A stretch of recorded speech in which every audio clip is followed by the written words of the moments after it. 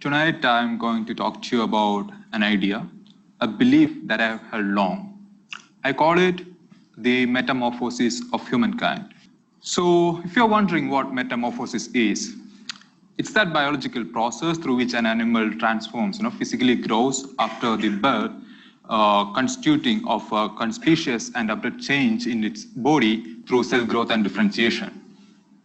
Did anyone understand that? That's the definition I saw in Wikipedia. It's super boring. Let me make it simpler for you. It's that simple process by which a caterpillar transforms into a butterfly, as simple like this.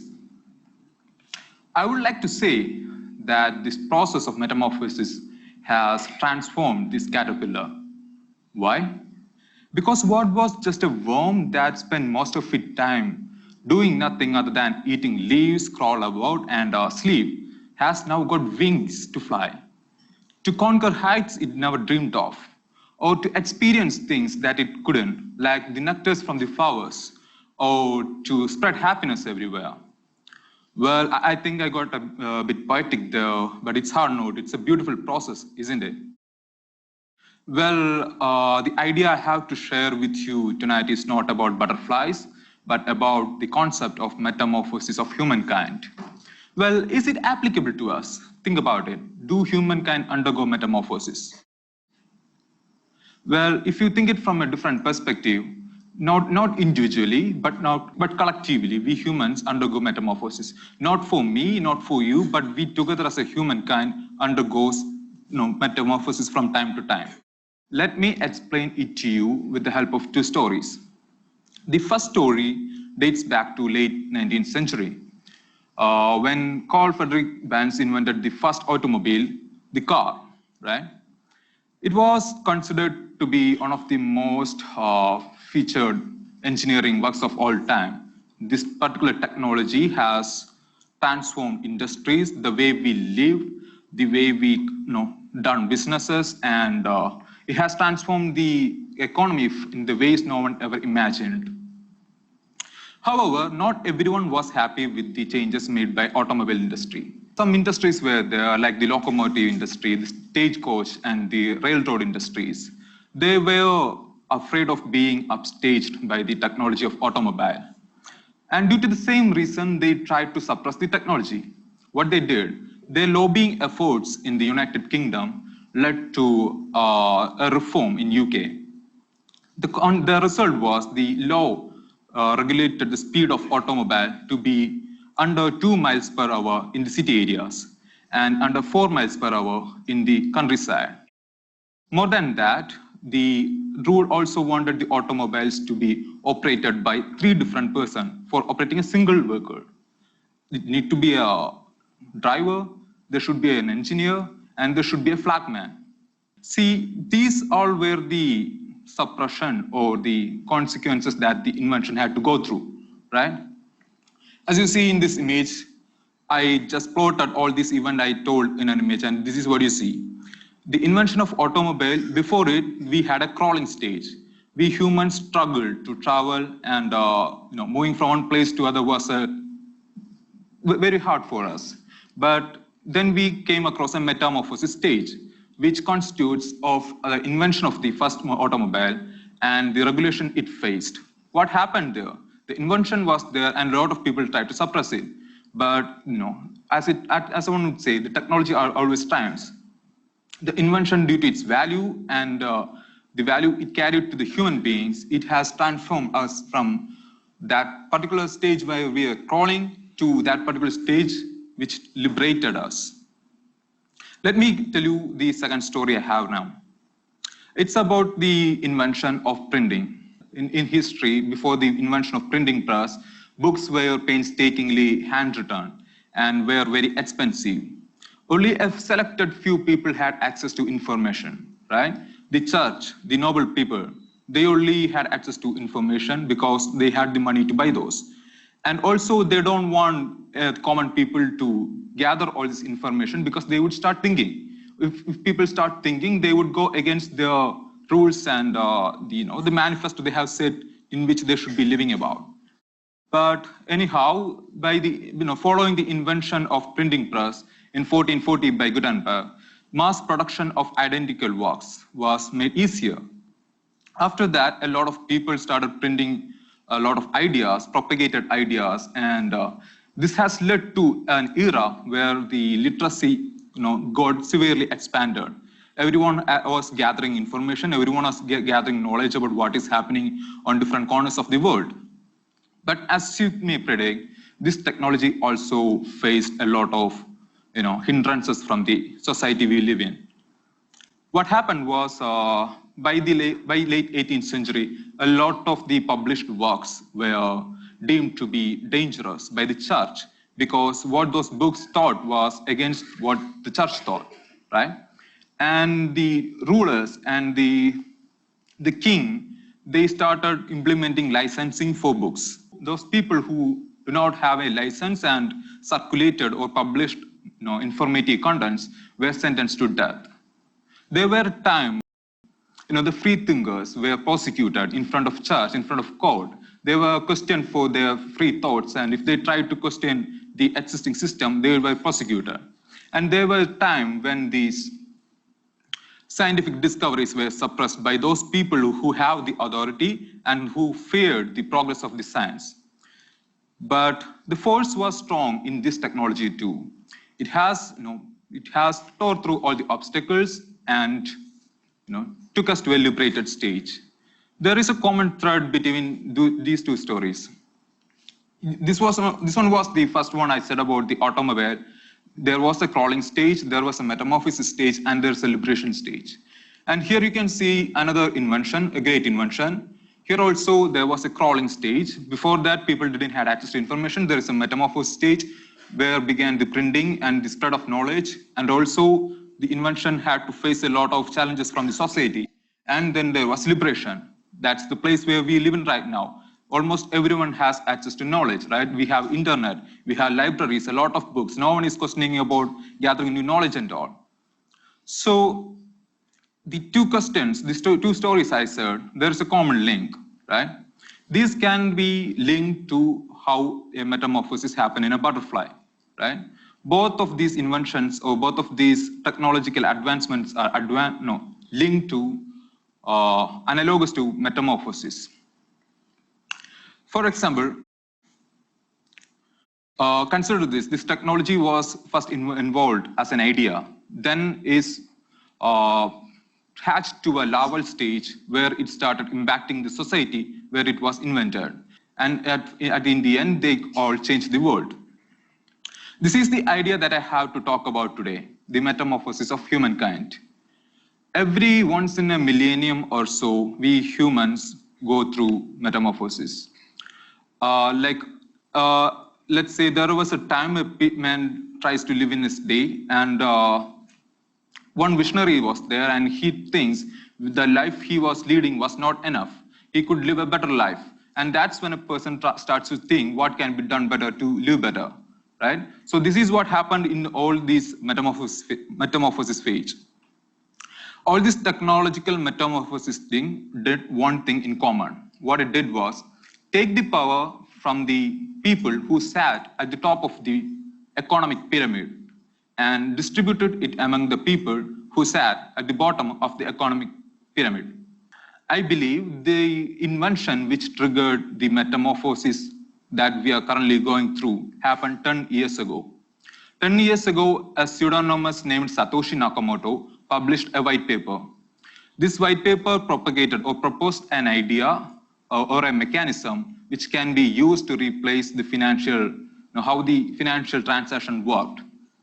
He used the concept of the Bitcoin, and it's a cryptocurrency, and how it can be used to transform the financial system that we then existed. This new mechanism didn't require any intermediaries such as bank or the custodians to do a financial transaction. Cryptocurrencies are influencing world financial system as I am speaking today. There are a lot of cryptocurrencies like Bitcoin, Ethereum. They are all influencing the economies all around the globe. Anyhow, the Bitcoin, whoever it is, Satoshi Nakamoto, who invented the Bitcoin, one thing is clear. The Bitcoin is the brainchild of someone who was from the bottom part of the economic pyramid. Well, However, the idea is going to transform us is not Bitcoin, right? The Bitcoin, it started from Bitcoin, but the real idea that is going to transform our life is not Bitcoin, but the principle behind it, or the technology behind it. What is the technology? It's called blockchain. For a long time now, there's been a hype or discussions happening about what blockchain is. It's happening worldwide. And if you are wondering what blockchain is, it's simply a distributed ledger system. By that, I mean a ledger which everyone in a particular system or a network has a copy of, so that one person cannot simply add any new information into that system without others knowing about it. Likewise, one person cannot edit or delete or update any information in that system without others knowing about it. So this is the blockchain system, and this is what is bringing about unparalleled changes in the society that we are living today.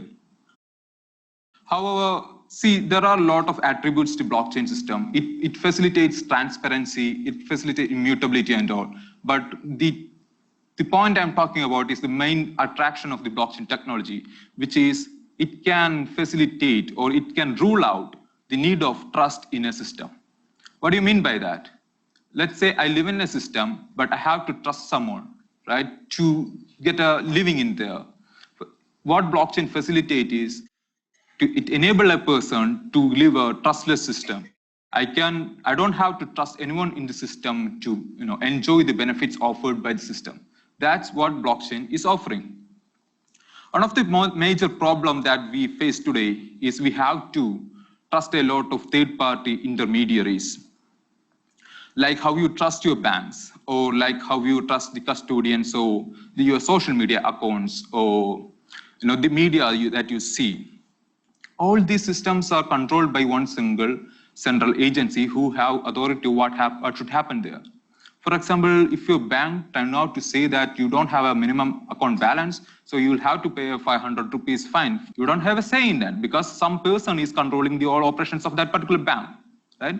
Or otherwise, you have switched on your TV and you see a lot of news, and but you don't know what is true and what is not true. All the information shown in this media are based on some personal or professional propaganda, right? It can be manipulated. You don't have a say in to see if you want to see what you actually want to see. So these all are the third-party dependencies that we live in today. And that's exactly what blockchain is trying to solve, to make the system trustless. That means if I live in the system, I don't need to trust anyone. I don't need to trust my bank manager. I don't need to trust my, whoever is controlling the media. I only need to trust the system, and I only need to work forward for the best cause of the system so that the system itself will perform at its best. There was a process by which companies operated all these years. There will be a founder, there will be a founding team, and there will be an investor. They pitch in front of investor and raise money needed for the launch of the company, the operations, and they sell their solution or product and they make profits. And that's how businesses used to work. But since last 2 years or 3 years, we have been seeing a new trend in this particular area. This particular trend is called initial coin offering, or ICO. What happened there is entrepreneurs from all around the world build applications, decentralized applications or decentralized organizations on top of blockchain technology so that they could solve one problem or a group of problems for humans. I'll give you an example. There is 1,500 ICOs almost completed so far. But there will be they have a lot of scams. There have been a lot of ICOs that got failed, but that's a discussion of a different story. But what I have to say is I have seen a lot of companies who try to make a change in the current system that we live in today. There was a company who tried to build a solution for, they built a platform which crowdsourced information and social data from social media newsers to fight against the fake newsers and fight against the media bias. And there was another solution which fought against the monopoly of social media giants like Google, like Facebook, and how they control our personal data. So people and entrepreneurs from all around the world are coming up with new technologies or new ideas or solutions to solve one or many problems someone faced at any point of time. Let me tell you another example of how blockchain can reshape our future. Let's say our state has recently faced the national calamity or disorder. I mean, governments and organizations raise relief funds to help us cope up with this struggle, right? But as a contributor, I don't have any idea like how my contributions are being used, or how the funds raised in this particular fundraising is being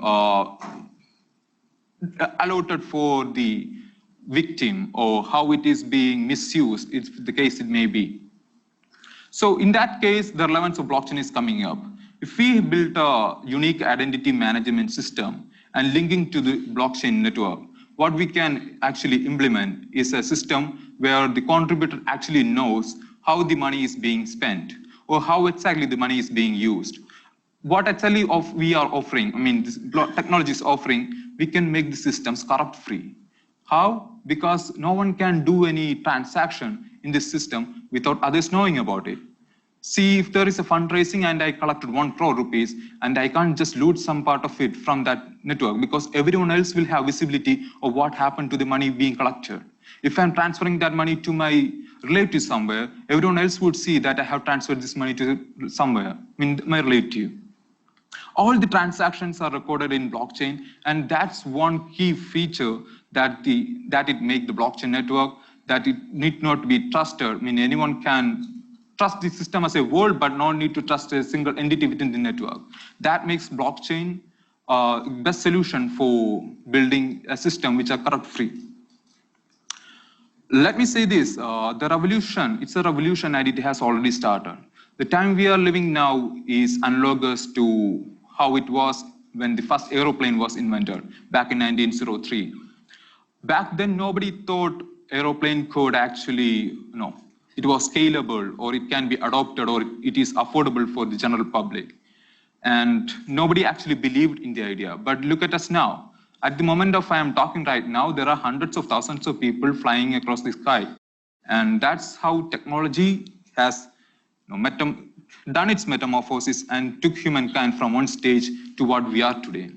So it's just a matter of time that the decentralized ledger technology or blockchain would go mainstream and transform humanity to its next level, or to a greater level that we all live in a prosperous world. Thank you, guys.